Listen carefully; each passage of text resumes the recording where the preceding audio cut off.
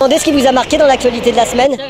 La déliquescence, la pauvreté des gens. Tous les capitalistes libre-échangistes, libre-marchandises le disent maintenant, il faut contrôler le marché. Merci Yves.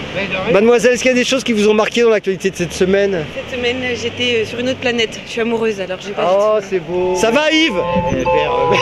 Ça va et toi? Des cadavres, et sabler les copains, Qu'est-ce qui m'a marqué dans...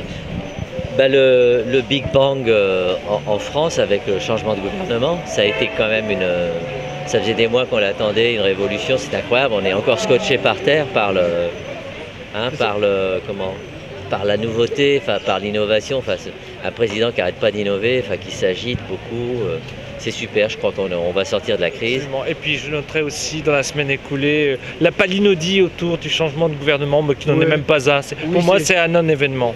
Oui, la banque qui a pris des renseignements sur moi au boulot, ça m'a beaucoup choqué. Ah ouais.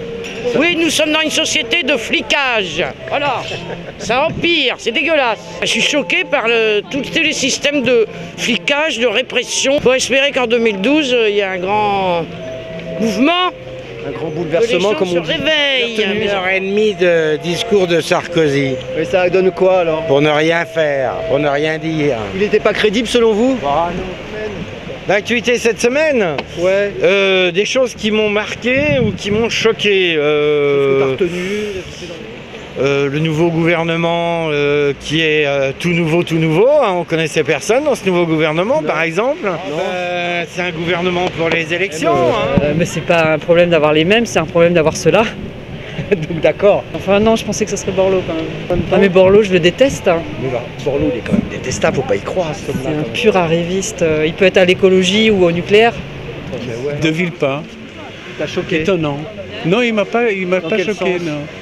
Non, il m'a pas choqué. Je pense que c'était assez bien ce qu'il disait. Il t'a surpris agréablement, en gros? Il m'a surpris agréablement, oui. Beaucoup de franchise, j'ai trouvé.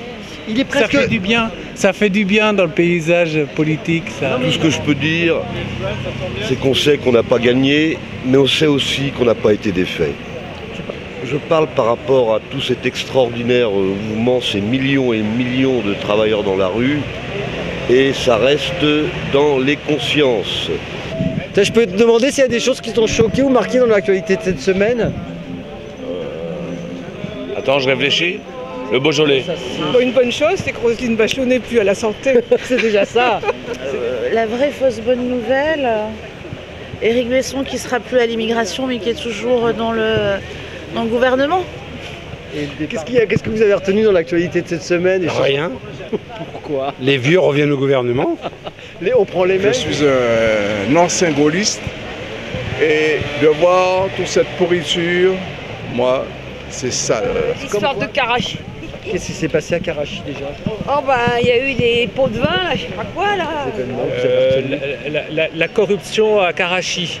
On découvre aujourd'hui que le gouvernement de l'époque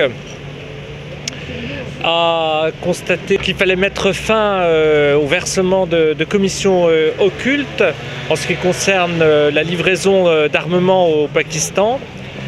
Et malheureusement, il s'en est suivi que nos salariés là-bas ont été victimes de ce règlement de compte et que par conséquent, il s'avérerait que l'assassinat de nos compatriotes à Karachi serait lié à l'interruption du versement de commissions occultes. Qui vous ont choqué ou marqué dans la politique ou à travers le monde? Dans la politique, me choque qu'on critique toujours le président Sarkozy. Je lui donne un coup de chapeau. Vous allez voter pour lui? Je voterai pour lui. Même avec la réforme des retraites? Mais la retraite, on a besoin de la retraite. La retraite, il faut la réformer. J'ai cotisé 45 ans, je suis pas morte. Alors ils peuvent cotiser quand même, faut pas exagérer.